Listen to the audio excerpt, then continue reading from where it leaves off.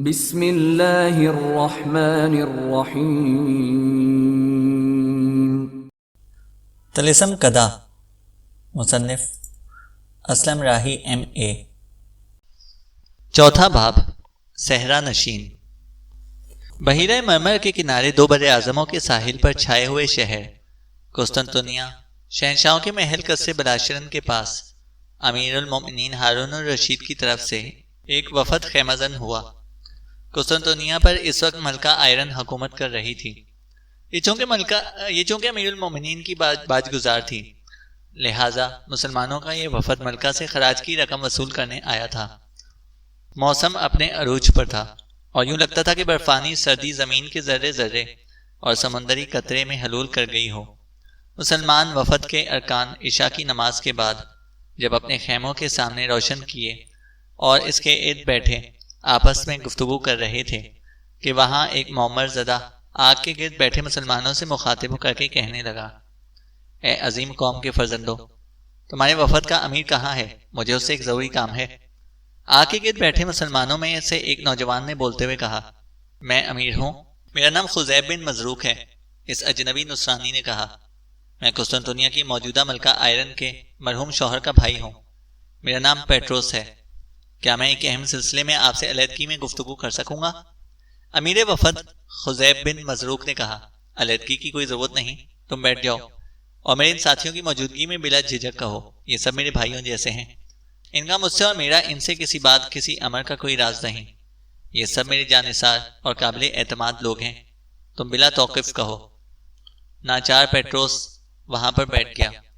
پھر وہ وفد کے امیر خزیب بن مزروق سے کہہ رہا تھا، شاید آپ کو یاد ہو کہ صرف 2 برس قبل ملکہ آئرن اپنے بیٹے قسطنطین ساؤس کے اشتراک سے قسطنطنیہ پر حکمرانی کر رہی تھی، لیکن معمولی اختلافات پر آئرن نے اپنے بیٹے اور میرے بھتیجے قسطنطین سارس کے ساتھ غداری کی اور اس کی دونوں آنکھیں نکال کر اسے باسفورس کے پار غلطہ کے ایک قدیم اور پرانے قلعے میں قیدی بنا کر رکھ لیا ہے۔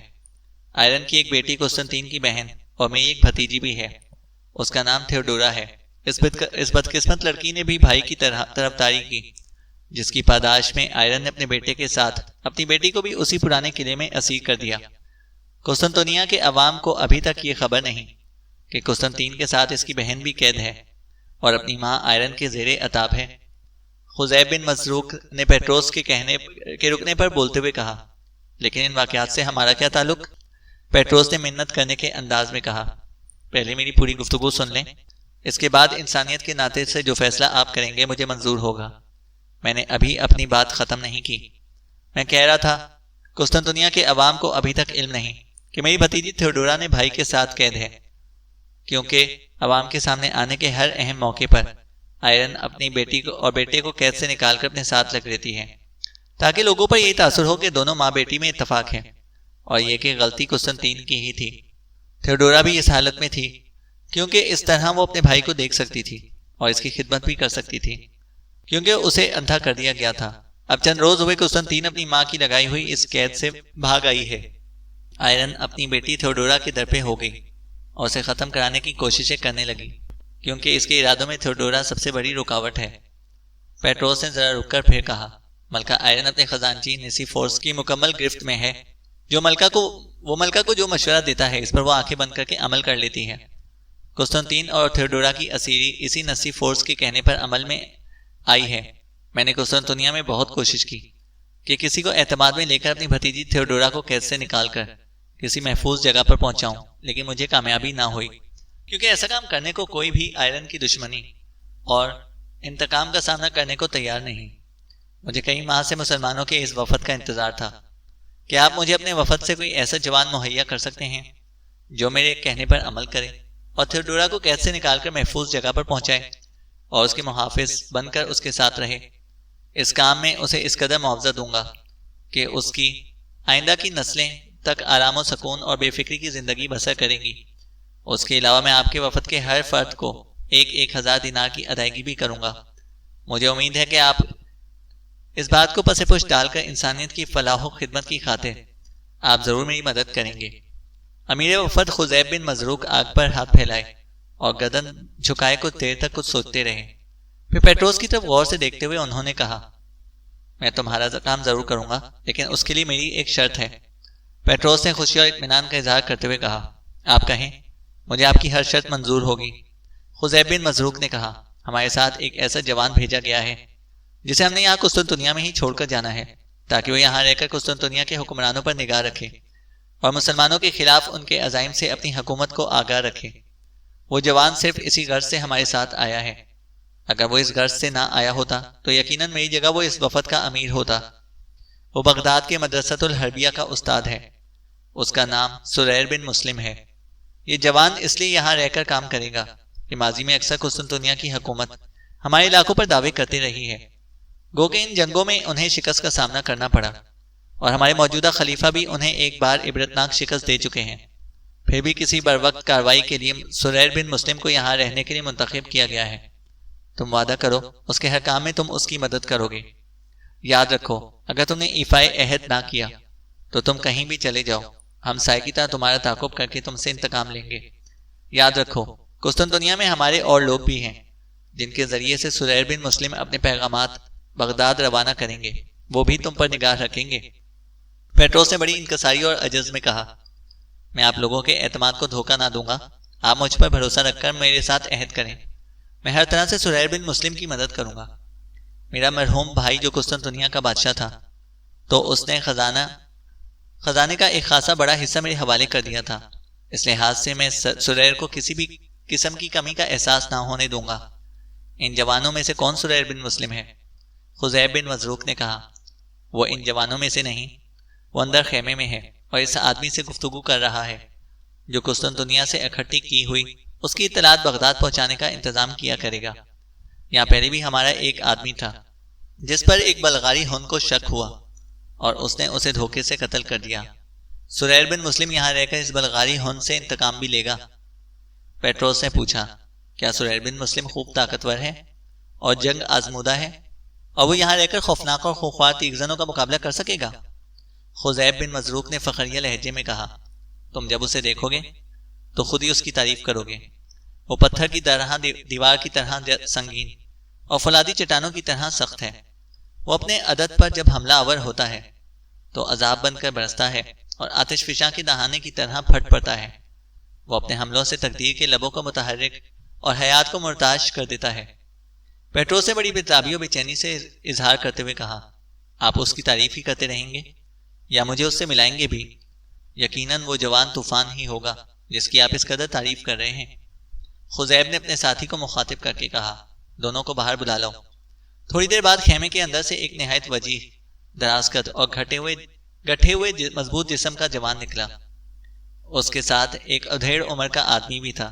اس جوان کو دیکھ کر آگ کے گرد بیٹھے ہوئے جوان، حتیٰ کہ خزیب بن مزروق بھی اس جوان کے احترام میں کھڑے ہو گئے۔ پھر اس جوان کی طرف اشارہ کرتے ہوئے خزیب نے پیٹروس سے کہا، پیٹروس، یہ سریر بن مسلم ہے۔ پیٹروس نے آگے بڑھ کر جب سریر بن مسلم سے مصافحہ کیا تو اسے یوں محسوس ہوا جیسے سریر بن مسلم کے ہاتھ پتھر اور چکی کے پاٹ کی طرح سخت و سنگین ہو۔ پیٹروس اسے یوں تعجب سے دیکھ رہا تھا جیسے سریر اس کے سامنے صورت عفریت کھڑا ہو۔ اس کی تیر کسی نگاہوں میں سمندر کی سر پیٹتی تند لہروں جیسی بے باکی اور سیکل شدہ تلوار کی سی چمک تھی، اور اس عجیب و انوکھی چمک میں عزم آہنی کی کامرانی اور سرخروئی تھی۔ پیٹروس نہایت متاثر ہونے والے انداز میں سریر بن مسلم کو دیکھ رہا تھا، جس کے جسم میں زمزموں کی دھمک، بجلیوں کی کڑک اور جس کے دیکھنے میں فلزم کا بکھرتا زور، موجوں کا ثبات تھا۔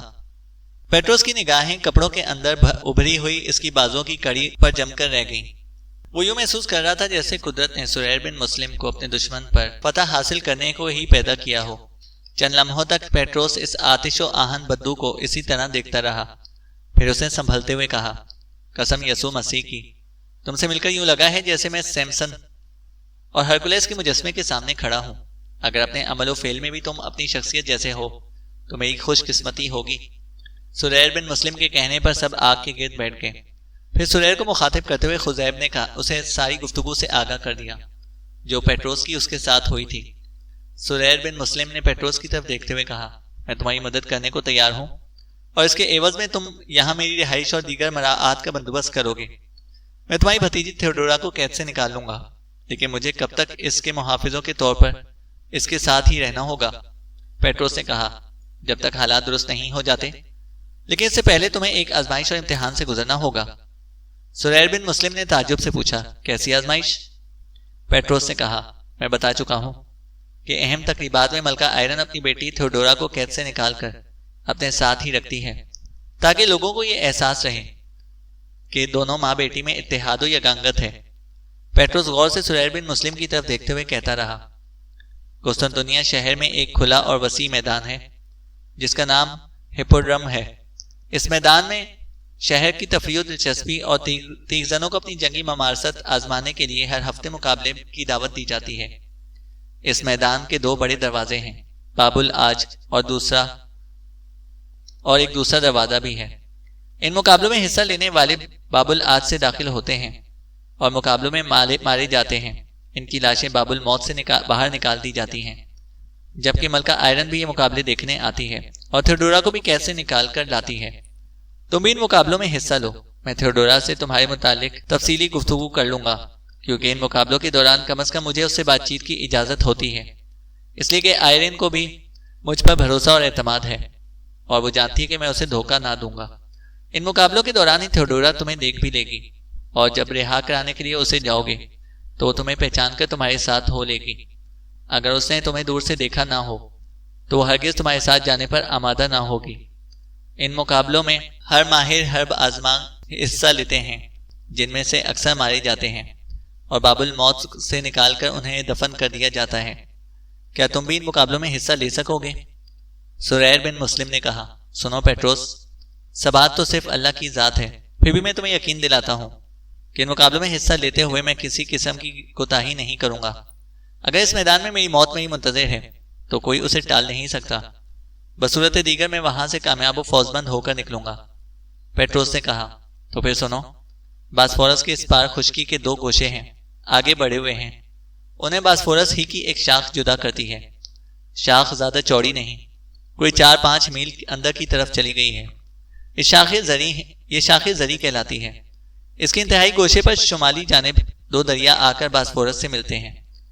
اس شاخ کے اس حصے کو جو بلند ہوتا چلا جاتا ہے پیرا کہتے ہیں، اور جو علاقہ اس سے نیچے وادی کی صورت میں ہے اسے غلطہ کہتے ہیں۔ اسی غلطہ نام کے وادی کے ایک قدیم قلعے میں، جس کے اندر تھیوڈورا کو رکھا جاتا ہے، مقابلہ دیکھنے کے بعد ایک عام سی بھگی میں تھیوڈورا کو وہاں لے جا کر بند کر دیا جاتا ہے۔ تم اس بھگی کا تعاقب کرنا، اس طرح تم اس قلعے کے محل و وقوع سے بھی واقف ہو جاؤ گے کہ اس کے اندر کیسے داخل ہوا جا سکتا ہے۔ اس کام میں میں خود بھی تمہارے ساتھ جاتا، لیکن تھیوڈورا کے قلعے سے جانے پر میری غیر حاضری آئرین کو شک و شبے میں ڈال دے گی، اور اس شک کی وجہ سے وہ میرا خاتمہ بھی کرا سکتی ہے۔ وہ انتہائی شکی، خطرناک اور مہلک عورت ہے۔ ہو سکتا ہے ہپوڈروم میں تمہارا مقابلہ اس جوان سے ہو جو پچھلے 1 ماہ سے زائد عرصے سے یہ مقابلہ جیتتا چلا آ رہا ہے۔ اگر تمہارا مقابلہ اس سے ہوا تو سمجھ کے رہنا، وہ انتہائی تیز، خطرناک اور زوردار حملے کرتا ہے۔ اس کا نام میتھیوس ہے۔ سریر نے پوچھا، یہ مقابلے کب ہوں گے؟ پیٹروس نے کہا، 2 دن بعد سبت کے روز یہ مقابلے ہپوڈروم میں ہوں گے۔ تم ان مقابلوں میں یہ ظاہر نہ کرنا کہ تم مسلمان ہو، ورنہ ہر کوئی تمہیں شک کی نگاہ سے دیکھے گا۔ جب تم تھیوڈورا سے ملو تو اس پر بھی یہ ظاہر نہ ہونے دینا کہ تمہارا نام سریر بن مسلم ہے اور تم نصرانی نہیں مسلمان ہو۔ بہتر ہے کہ تم اپنے آپ کو یہودی ظاہر کرو اور اپنے لیے اس سے اپنا نام تھریس کہو۔ تھیوڈورا سے بھی یہی نام کہنا۔ اگر تم نے بھول کر بھی کہیں اور اسے کہہ دیا کہ تم مسلمان ہو تو وہ تم سے شدید نفرت کا اظہار کرے گی اور تمہیں اپنے محافظوں کے طور پر اپنے ساتھ رکھنے سے بھی انکار کر دے گی۔ دراصل رومیوں اور یونانیوں نے اپنی عزت و بھرم رکھنے کی خاطر مسلمانوں کو انتہائی سنگ دل، غیر تہذیب یافتہ اور بدکردار مشہور کر رکھا ہے، جس کی بنا پر نصرانی ہمیشہ ان سے شدید نفرت کرتے آئے ہیں۔ کلیساؤں اور دوسری عبادتگاہوں کے اندر پادری اور مشنری مسلمانوں کو زیر تعلیم بچوں کے سامنے اسی شکل و صورت میں پیش کرتے ہیں۔ تم یہی سمجھو قسطنطنیہ میں قیام کے دوران تمہارا نام تھریس ہے اور تم ایک مسلمان کی بجائے یہودی ہو۔ سریر نے پوچھا، ان مقابلوں کے درمیان مجھے کس قسم کا لباس پہننا ہوگا؟ پیٹروس نے کہا، تم فکر مند نہ ہو، میں خود تمہارے لباس کا انتظام کر دوں گا، اور جس روز مقابلے ہوں گے اس روز میں خود تمہیں لینے کے لیے آؤں گا۔ مقابلے کے وقت اپنے چہرے پر اپنے آہنی خود کا نقاب ڈالے رکھنا تاکہ عام لوگ تمہیں دیکھ نہ سکیں۔ اسی طرح تھیوڈورا کو قید سے نکال کر بھاگنے میں تمہارے لیے آسانی رہے گی۔ سریر نے پھر پوچھا، تھیوڈورا کو غلطہ کے اس قلعے سے نکال کر کہاں لے کر جانا ہوگا؟ پیٹروس نے شفقت سے اس کے کندھے پر ہاتھ رکھتے ہوئے کہا، میں ساری تفصیل تھیوڈورا کو سمجھا دوں گا، وہ خود تمہیں بتاتی رہے گی کہ کہاں جانا ہے۔ سریر بن مسلم نے پیٹروس کی طرف مسافے کے لیے ہاتھ بڑھاتے ہوئے کہا، تم جاؤ، تمہارا یہاں زیادہ دیر رکنا بھی اچھا نہیں، اگر کچھ رہ گیا تو میں پھر تم سے بات کر لوں گا۔ پیٹروس اٹھ کر چلا گیا۔ ادھیڑ عمر کا جو آدمی سریر کے ساتھ خیمے سے نکلا تھا، اس نے اسے بھی مخاطب کرتے ہوئے کہا، یوسف تم بھی اب جاؤ، میں تمہیں اطلاعات مہیا کرتا رہوں گا اور تم انہیں بغداد روانہ کرتے رہنا۔ ادھیڑ عمر کا وہ آدمی بھی جو قسطنطنیہ کا یوسف نام کا یہودی تھا، اٹھ کر وہ چلا گیا اور وفد کے سارے لوگ آگ کے گرد بیٹھ کر اکٹھے کھانا کھانے لگے۔ موت کا میدان۔ ہپوڈرم تماشائیوں سے بھرا ہوا تھا۔ مقابلے میں حصہ لینے والے میدان میں اتر چکے تھے، ان میں سریر بن مسلم بھی شامل تھا۔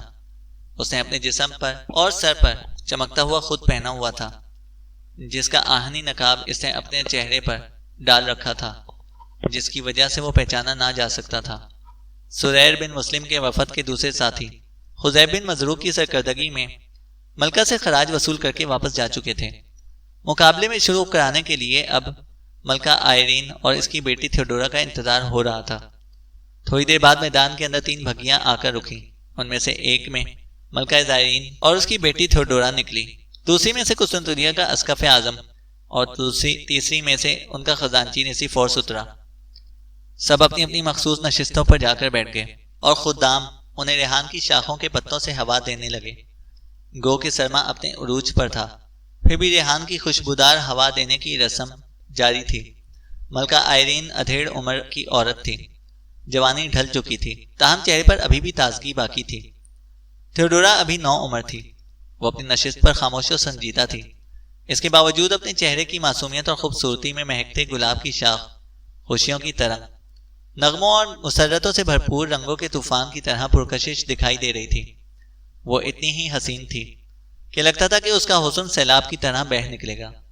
اس کی عنبرین، دراز اور حسین سیاہ زلفیں نشست سے نیچے تک پھیلی ہوئی تھیں، اس کے ہونٹوں پر رسدار ٹھنڈک تھی اور اس کے گالوں پر چاند والی صبح کی طرح دل آویزی تھی۔ دلکش داستان کی طرح وہ خاموش اور دلفریب منظر کی طرح ساکن بیٹھی تھی، ان جوانوں کی طرف دیکھ رہی تھی جو مقابلے میں حصہ لینے کے لیے آئے تھے۔ تھوڑی دیر بعد وہاں پیٹروس نمودار ہوا اور تھیوڈورا کے پاس آ کر بیٹھ گیا۔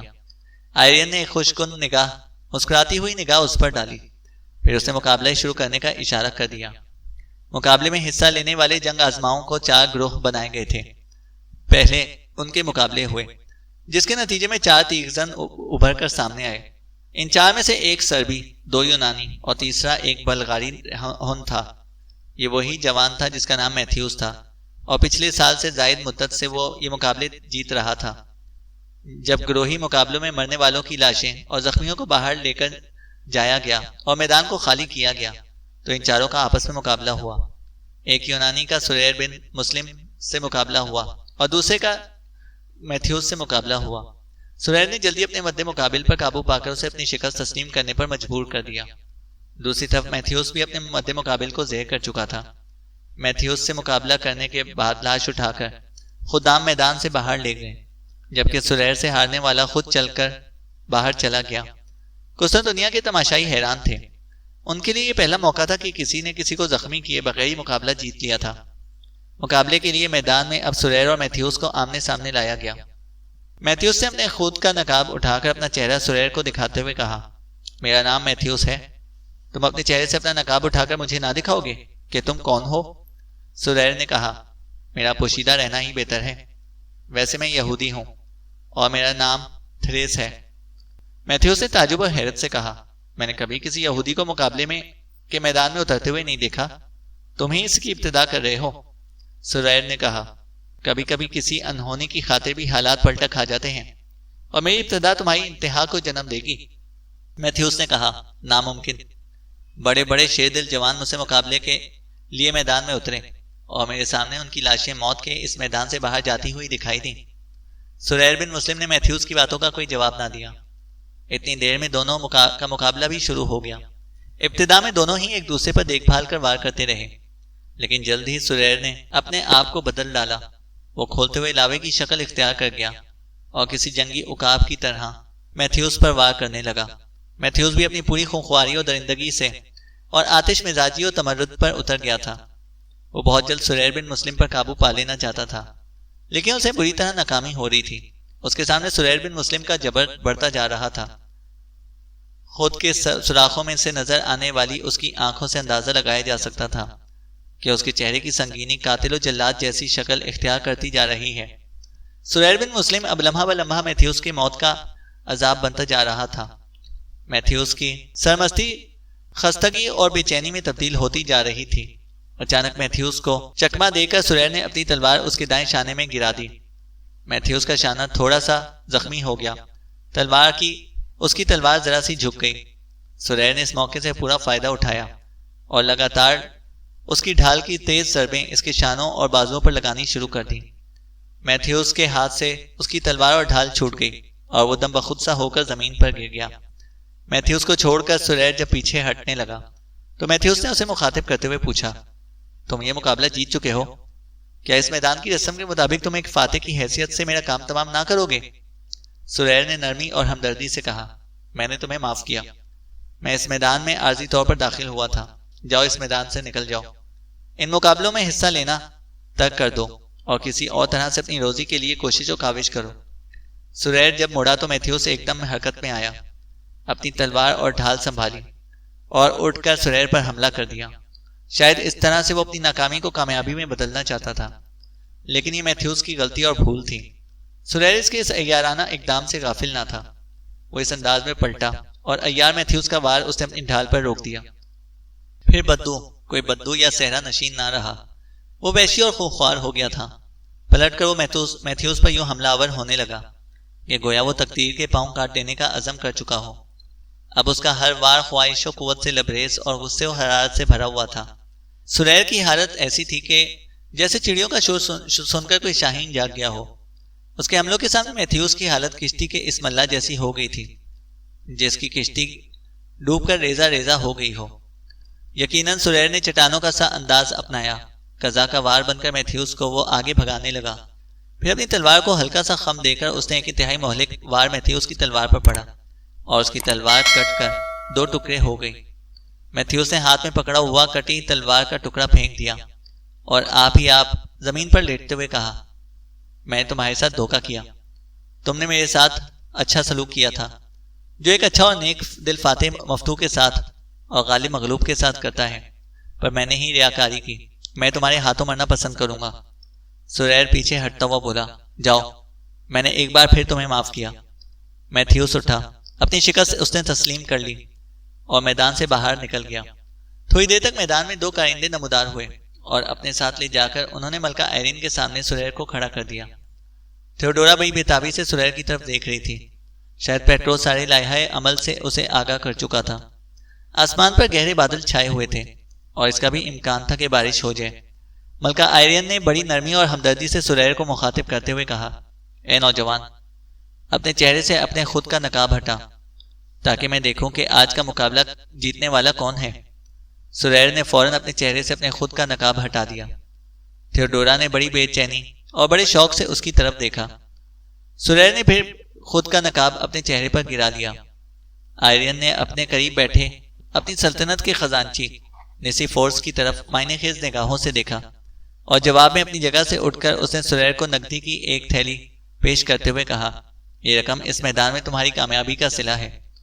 نیسیفورس جب بیٹھ گیا تو ملکہ آئرین نے کہا، اگلے سبت کو ہم اس میدان میں مقابلے کے لیے تمہارا پھر سے انتظار کریں گے۔ ملکہ آئرین اٹھ کر کھڑی ہوئی اور اپنی بگھی کی طرف چلی گئی۔ اس کے پیچھے پیچھے تھیوڈورا اور نیسیفورس بھی کھڑے ہو گئے اور اپنی بگھیوں کی طرف چل پڑے۔ لوگ بھی اپنی اپنی جگہوں سے اٹھ کر میدان سے باہر نکلنے لگے تھے۔ سریر بھی موت کے اس میدان سے باہر نکل آیا۔ جب وہ اس جگہ آیا جہاں میدان کے باہر اس کا گھوڑا کھڑا تھا تو اس نے دیکھا کہ وہاں پیٹروس پہلے سے کھڑا اس کا منتظر تھا۔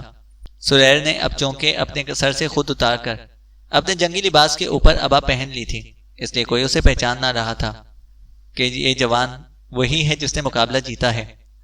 جب وہ پیٹروس کے نزدیک ہوا تو اس نے بڑی رازداری میں کہا، میں تمہاری خاطر ہی یہاں کھڑا ہوا ہوں، میں نے تمہارے گھوڑے کی خرجین میں نقدی کی ایک تھیلی ڈالی ہے، اس کے علاوہ 2 چرمی چادریں بھی میں نے خرجین سے باندھ دی ہیں کیونکہ بادل بنے ہوئے ہیں، اگر بارش ہو گئی تو یہ چادریں تمہارے اور تھیوڈورا کے کام آئیں گی۔ ان چرمی چادروں کے اندر میں نے تمہارے اور تھیوڈورا کے لیے یونانی طرز کا ایک لباس بھی ڈال دیا ہے، تاکہ دن کے وقت اگر تم لوگ کہیں دیکھے بھی جاؤ تو کوئی تم دونوں پر شک نہ کرے۔ تھیوڈورا کا لباس بھی تمہاری جیسا مردانہ ہے۔ تھیوڈورا تمہیں بتا دے گی کہ کہاں جانا ہے، کہاں پناہ لینی ہے اور کہاں مستقل طور پر رہنا ہے۔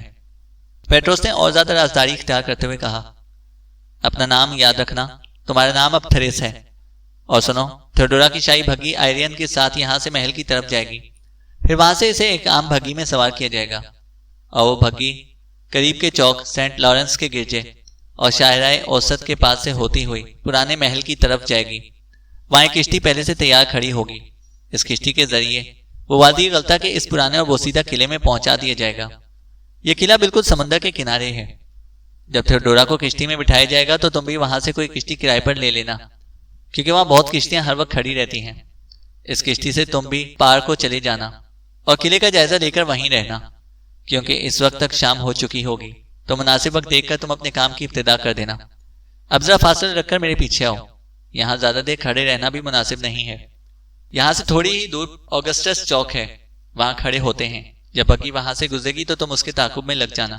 پیٹروس شاہراہ اوسط کی طرف چل پڑا اور ذرا فاصلہ رکھ کر سریر بھی اس کے پیچھے ہو لیا۔ انہیں وہاں تھوڑی ہی دیر کھڑا ہونا پڑا تھا کہ تھیوڈورا کی بگی وہاں سے گزری اور پیٹروس کے اشارے پر سریر اپنے گھوڑے پر سوار ہوا اور اس کے تعاقب میں روانہ ہو گیا۔ جب تھیوڈورا کی بگی سمندر کے قریب پہنچی تو سریر نے دیکھا کہ وہاں بہت سی کشتیاں موجود تھیں۔ سریر اپنے گھوڑے کو ایڑ لگا کر آگے نکل گیا، جلدی جلدی ایک کشتی کے مالک سے معاملہ طے کر کے اور اپنے گھوڑے سمیت وہ کشتی میں بیٹھ کر تھیوڈورا سے پہلے وہاں سے روانہ ہو گیا۔ دوسرے کنارے پر جا کر اس نے اپنے گھوڑے کو وادی میں چرنے کو کھلا چھوڑ دیا اور پتھروں کی اوٹ میں بیٹھ کر تھیوڈورا کی کشتی کا انتظار کرنے لگا۔ تھوڑی ہی دیر بعد تھیوڈورا کی کشتی بھی وہاں پہنچ گئی۔